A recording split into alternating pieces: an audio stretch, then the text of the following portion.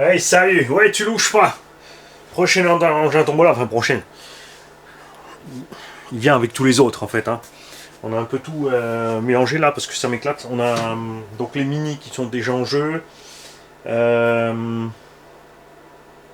faut mettre des commentaires sur les autres chaînes. On en a où il faut mettre des commentaires là. Il y en a, il faut faire des trucs. Alors j'ai mis celle-là dans une vidéo, celle-là, celle-là, celle-là. Dans une série, les autres mini qui sont derrière étaient dans l'autre série. Donc on est bon sur les mini. Je crois on les a toutes. Il y a encore il y a les deux mini de Elviello que j'ai pas encore fait.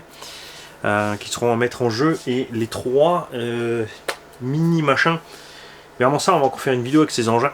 Motiver Gigi et le cornichon. Pour aller sur le petit terrain en caoutchouc. Faire un petit run là-bas avec ces micro-machines. J'ai préparé le Outlaw. Et normalement, à l'heure où je vous parle, là, cette vidéo est déjà dehors. Le jeu n'est pas encore fait. Par contre, c'est là. Ah, on a le jeu de la Mustang. La Mustang qui tourne. On a une piste 1/10 qui va tourner avec le combo du Outlaw qu'on a reçu de la part de tonton Al, que je dois encore préparer. Je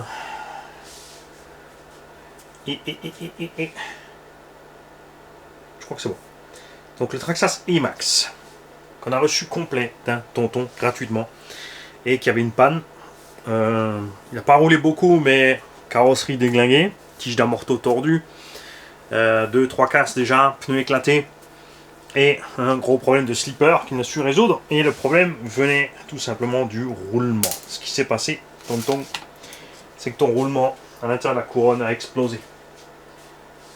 Résultat, pas de jeu, donc lui il a serré jusqu'à comprimer le ressort et ça bougeait tout le temps parce que le ressort est rentré dans la coupelle, donc ça ne fonctionnait absolument pas. C'est un piège avec ce slipper. Changer le roulement, changer le ressort, c'est prêt. On a mis un combo 4S dessus, pas trop violent, tout comme le Outlaw. J'ai pas envie de laisser sortir des machines ici, donc je sais, si on laisse le combat Mamba Monster là-dessus, en 6, la machine elle va exploser, donc personne n'y aura de plaisir. Si tu dis oh je le gagne, c'est pour récupérer le combo, donc tu feras la même chose, tu mettras un 4S dessus. Hein, ce qu'on veut c'est faire plaisir avec une machine complète. Il y aura deux lipos avec Kipom, je vais vous montrer une 4000 et une 4005. Un chargeur qu'on a reçu l'autre jour à tonton. Attention, c'est un 2 voies, mais une seule des 2 voies fonctionne. La 2 fonctionne, la 1 est cramée. On mettra ça avec, il y a la radio, la carte de programmation. À bord, on a le combo surpasse, enfin un 4S 120 avec un 36 74 1900 kV. Ça lui va très bien. Il y a une carreau renforcée bien sûr de la part de Elsa CRC Body. Tu auras le droit de découper et décorer toi-même, c'est facile. Et puis il faut bien s'entraîner. Le barretteur, on l'a reçu de tonton Greg, le belge. Le moteur, j'avais acheté une fois pour je sais plus quoi, donc on est très bien là-dedans. Les deux lipos rentrent une à gauche, une à droite. Tu peux pas brancher les deux à la fois, hein, en série surtout pas. En parallèle, oui, si tu veux rouler du coup en 4S 9000. Les pneus viennent du Erevo allemand parce que là donc deux pneus étaient foutus sur les Erevo, il y en a aussi un ou deux qui sont foutus. Résultat, j'ai fait ça. Je vais pas allumer. Alors, ces petits varios de surpasse ils bipent mais on les entend mal, donc faites gaffe. Parce qu'il faut attendre qu'ils aient bipé pour qu'ils soient initialisés. Le neutre se fait tout seul, il n'y a rien à programmer. Je suis pas fan de ces varios, ils sont à peine moins chers que des Hobbywing 4S. Ça c'est le 120 en 4S, il y a le 150 en 6, pareil, il est à peine moins cher qu'un Hobbytronic. Le cut-off est pas pareil, règle maxi à 3.1, ça nous fait du 3.4, 3.5. Selon l'Hypocta, c'est pas top. Et surtout, le freinage. En fait, quand tu freines, si tu règles à 50%, que tu freines un peu ou fort, il va freiner d'office à 50% et il va ralentir. Donc ça donne un frein assez brutal, même s'il est faible en puissance. Tu vois, tu n'as pas cette espèce de douceur quand tu lâches et tu touches un peu de ralentir. Il faut vraiment doser. Là, il est à 50%, ça reste assez brutal. Du coup, comme les radios Traxxas sont programmables, j'ai programmé ici la puissance de freinage. Là, elle est à 50% sur le truc physiquement et là aussi encore réduite à la moitié. Résultat, ça va, mais tu as toujours cet effet de... Après, tu peux freiner, oui, sans réfléchir, tu roules, tu freines à fond, ça ralentit propre. Mais tu as toujours cette même réaction, que tu essaies de freiner doucement ou pas, c'est un peu délicat. Donc, je remets la carotte, de toute façon, on va déglinguer, donc tout fonctionne. On a les deux servos d'origine, ça suffit là-dessus, ça fait 2 x 9, ça fait 18 kg, c'est des pignons plastiques, mais ils s'observent pas mal. J'ai envie de t'éteindre. Les tiges d'amorto de cette machine sont suffisamment molles pour que cette pince, là, comme ça, comme ils sont posés là, on avait un qui était bloqué devant, j'ai mis la pince dedans, j'ai tourné, résultat, il est débloqué. Ces amortos se plient super vite, c'est vraiment naze. Les tourelles s'arrachent sur les gros sauts. Quand tu prends des coups dans les essieux, les axes en fer blanc, qui sont dans les triangles, pètent. Et le triangle pète avec. Et des fois, tu claques le bulkhead. Alors, quand tu achètes cette machine neuve, elle était en vente, existait, je sais plus si alors la version 2, donc la plus longue. Si le Techno RC ressemblait à ça, sorti de la boîte, je signais tout de suite. Tu vois, dimension extérieure, largeur, longueur, ça me plaît. Le Techno RC, c'est aussi large que ça, mais c'est long seulement jusque là, tu vois. C'est ça qui est un peu bizarre. On a les bras un poil plus courts, et tu vois. Bref. Il y a d'autres roues en approche aussi à ce sujet-là, parce que peut-être je vais laisser ça là sur le Revo, on va voir selon les roues que je reçois ce qui va le mieux sur l'un ou l'autre optiquement, et puis pour être à l'aise. La transmise par contre tient, les cardans de plastique tiennent, surtout en 4, en 6, les cardans de plastique tiennent pas, hein, ça c'est sûr. La boîte de transmission tient. En 4S le zipper il tient, en 6S ça commence à devenir chaud. Faut vraiment doser en 6, ça aurait dû mettre moins de KV ou faire autrement. Bref. Et maintenant, Mani, tu veux bien hop, on remet en route. Donc là,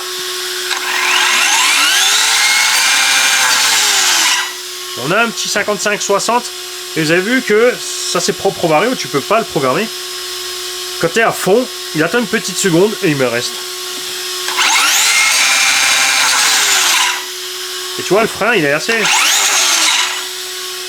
C'est vraiment chaud de doser doucement, même avec ces réglages-là. Donc je vais mettre sur off quand même, pas que j'oublie quand je l'emballe. Que le gagnant se fasse surprendre.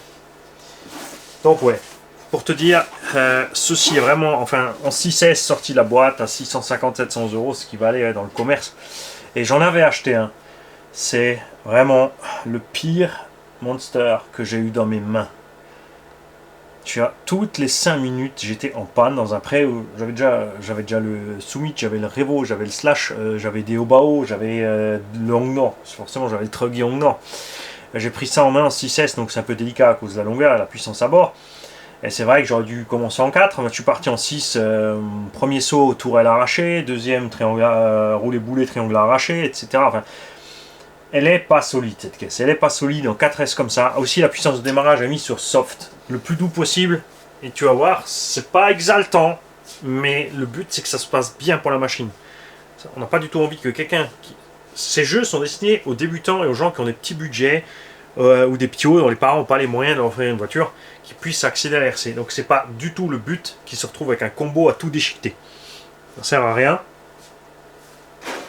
Je veux que les gens se fassent plaisir. Donc équipé comme ça, il tiendra un petit moment, hors impact que tu vas lui faire subir évidemment. Ça, il aimera quand même pas.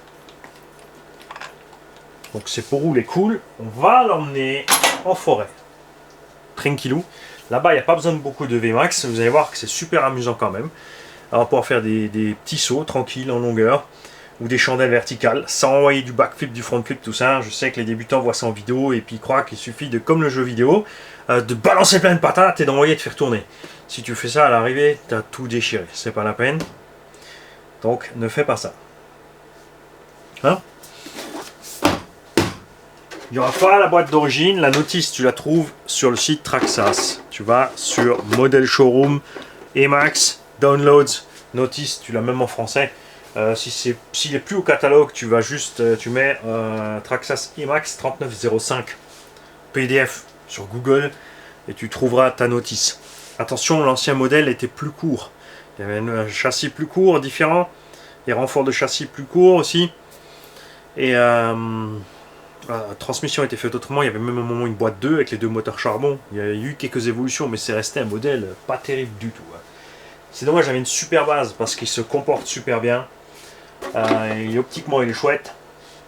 C'est un vrai MT. Ça, tu vois, au centre, c'est magique pour le franchissement. Ça lui donne une vraie capacité dans le gros terrain de passer, comme le Stampede, le Rustler, celui-là ou le Erebo. Ce sont des engins dans le tout-terrain, ils sont absolument mortels. Parce que justement, ils sont plus au centre. Ça les rend un peu plus compliqués à rouler, mais c'est le fun dans Monster. Là, en 4S avec la puissance embarquée, on fera un petit tour. Avant d'aller en forêt, je vais peut-être aller sur un terrain multi-surface pour vous montrer comment ça se passe. Ils s'en sortent super bien dans les virages et tout parce qu'on n'a pas exagéré sur la puissance. Il y a 2-3 astuces à faire pour récupérer. Il y a des petites habitudes à prendre pour le rouler. C'est pour ça que c'est un peu dommage ce freinage un peu pas top de ces varios-là. Comme dit, que tu vois la faible différence de prix entre ces varios surpasse et les Hobby-Wing ou les Robadge Hobby-Wing, prends le Robadge Hobby-Wing parce que tu n'auras pas tous ces soucis-là. On n'a pas exagéré sur la transmission non plus. On est en 1768. T'inquiète pas, si tu veux aller plus vite, tu peux le faire. Mais tu feras toi-même. Et si tu casses, tu t'en voudras toi-même. Il n'y a aucun souci. Tu peux passer en couronne, ils font du 65, du 58, du 57, du 54. Ce moteur pourra emmener sans problème du 1765. Parce que normalement, je crois que c'est du 65 à la base. La couronne de 68, je crois qu'elle vient d'un Summit. Je sais plus si c'est un 68 d'origine là-dedans. Moi, je crois que c'était 65. Et bref, en fait, tu peux mettre en 1754. Je sais pas si ça ira avec l'étagement pour le pignon pour passer. Tu peux lui sortir un 10 km/h de plus. Le moteur fera le taf avec, il n'y a pas de problème. Aller plus vite, plus fort avec cet engin, c'est franchement non. C'est pas la peine. Il y a les roulements dans les portes-fusées qui vont râler vite fait. Et comme dit tout le reste. Si tu l'achètes neuf, c'est de la folie. Hein, parce que tu l'achètes et après, il faut mettre toutes les pièces. Alors, soit tu trouves une occasion qui est déjà. Et il faut vraiment là-dessus, c'est vraiment l'engin où il te faut tout en RPM. Il te faut les bulkheads RPM, il te faut les patins RPM, il te faut les tourelles, les pare-chocs. Et il te faut 8 vrais amortos. Mais c'est là que ça chiffre, 8. Ça aussi, c'est un souci. Alors tu peux mettre 4 bons avec des ressorts un peu plus durs. Ça changera le look, ça sera la même efficacité. Mais niveau budget, ça sera quand même plus agréable. Alors si tu le gagnes, gratos, tu te fais un peu la main. Et après, si tu casses, tu t'achètes des options. RPM est disponible maintenant chez Projo High-Tech aussi. Donc n'hésitez pas, il suffit d'envoyer les références que vous voulez. Hein. Il n'a pas fait un gros stock parce qu'il n'y a pas beaucoup de demandes. Donc quand tu veux des trucs, tu vas vite sur le site RPM, tu prends toutes les références, tu lui envoies la liste avec les références. Donc si tu pètes des triangles, prends du RPM, cherche pas. Si tu pètes les portes-fusées, prends les RPM. Si tu pètes les tourelles, prends les RPM. Laisse tomber le GPM, là, c'est trop mou, ça va se tordre. Et les autres chinoiseries aussi, il y en a plein qui font des trucs pour ces machines, mais ça tient pas. Ça tient pas. Donc je répète, puissance de démarrage soft, freinage doux. VMAX, on a mis, comme dit, allez, on va dire 55. Hein, parce que c'est un engin pour s'amuser en tout terrain, pour un débutant ou quelqu'un qui a un petit budget, donc tu te fais plaisir d'abord avant d'essayer d'aller vite. Si tu veux te lancer dans du skatepark, je te promets que tu ne rentreras même pas entier après avoir ne serait-ce que entamé comme il faut la première batterie. Ne tiendra pas. Sauf, bien sûr, alors attention, si tu fais appel contre appel et tout, et que tu arrives cool, tu décolles, tu reposes, là ça se passera bien.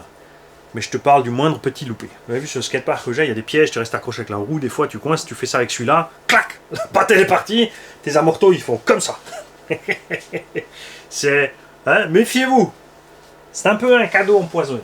Si enfin, comme on l'a équipé là, et si tu restes comme ça et tu respectes ce que je t'ai dit, tu n'auras pas de mauvaise surprise. Mais si tu fais le cochon, ça va se passer. La seule chose que je vous souhaite en fait, c'est que je m'emporte dans la vidéo en forêt et que je l'abîme un peu. Parce que si je l'abîme, je vous achèterai les pièces RPM. Ouais, Mani, mais 6-16, vas-y, envoie le double backflip. Bande de petits salopios. Pour le jeu, ah oui, pour le jeu. Pour le jeu, c'est pareil. Hein. Pour le jeu, ça me plaît cette histoire. Pareil, hein. On va intégrer ça dans n'importe quelle vidéo. Alors, normalement, c'est des vidéos de run. Il y a un ou deux coups, j'étais vache, j'ai fait ça dans une vidéo dans l'atelier parce que c'est une vidéo, je savais qu'il y aurait des vues. C'est les nouvelles couleurs Elsa Cersei-Body. Si vous avez loupé la vidéo, allez voir la playlist Elsa Cersei-Body. Il y a les couleurs qui arrivent. Là-dedans, il y avait un petit jeu. Là, on sort cette vidéo, ça sera peut-être trop tard pour ce jeu. Allez voir quand même parce que peut-être vous êtes encore dans le délai des 15 jours. Parce que je sais pas quand sortira cette vidéo.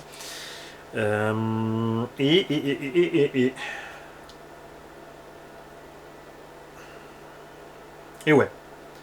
Donc comme ça, en plein milieu d'un run, je couperai la vidéo. Je serai là dans l'atelier avec cette caisse et je vous dirai ce qu'il faut faire pour la gagner. Ça t'oblige à suivre, je sais, c'est moche.